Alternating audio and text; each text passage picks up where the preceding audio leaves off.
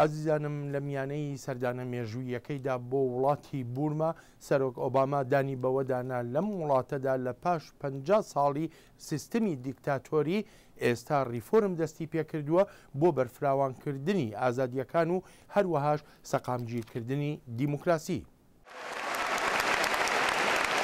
لە وتارەکەیدا لە زانکۆی ڕەنگوون سەرۆک ئۆباما ئاماژەی بە پەیمانەکەی کرد کە لە ساڵی 2009دا لە کاتی مەراسیمی سوێند خواردنەکەیدا دابووی تا دەستی یارمەتی بۆ ئەو حکوومەتانە درێژ بکە کە ئامادەن دەستبەرداری سیاسەتی سەرکوتکردن بن.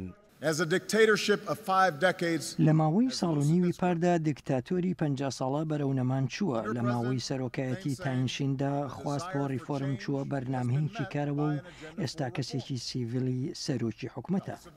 سەرۆک ئۆباما ئاماژەی کرد بە ئازادکردنی هەندێک لە زیندانیانی سیاسی و بەشداری کۆمکاری نیشتیمانی بۆ دیموکراسی لە هەڵبژاردندا و قەدەغەکردنی کاری جۆرەملەیی و یاسای نوێی ئابووری و هەروەهاش ئاگربەز لەگەڵ کەمایەتیە نەژادیەکاندا. ئەم ڕێبازە بەرچاوە ئێستا دەستی پێکردووە ڕێیەکی درێژیشی لە پێشە. ئەو ریفۆرمەی دەستی پێکردووە دەبێت لەگەڵ خواستی هاوڵاتیاندا بێکە بنەماکانی ئەم ریفۆرمەیاندا ڕشت دەبێت بەرەو پێشچوونەکان تۆکمە بکرێن و ببنە ئەستێری پرشنگدار بۆ خەڵک. وەزیری دەرەوەی ئەمریکا یاوەری سەرۆک ئۆباما بوو لەم سەردانەیدا بۆ بورما و کاتێک کاروانی ماشێنەکان ڕەت دەبوو هەزاران کەس لەمبەر و ئەوبەری شەقامەکاندا بە ئاڵای ئەمریکا و بورماوە ڕاوەستا بوون. لە باڵەخانەی پەرلەمان سەرۆک ئۆباما لەگەڵ تاینشین سەرۆکی بورمادا کۆبووەوە.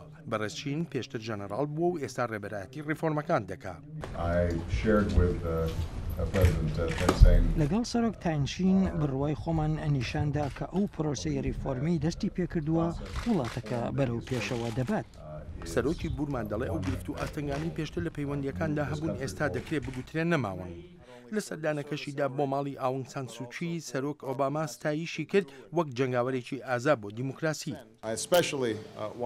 بە تایبەتی دەمەوێت سوپاسی ئان سان سوچی بکەم بۆ ئەو پێشوازی لی-کردم لە ماڵەکەی خۆیدا. ئێرە بۆ چەندان ساڵ ئازایەتی و سووربوونی خۆی تیا نیشانداوە و هەر لەم ماڵەدا نیشانیدا کە نکۆڵی ناکرێت لە ئازادی مرۆڤ و سەروەری مرۆڤ.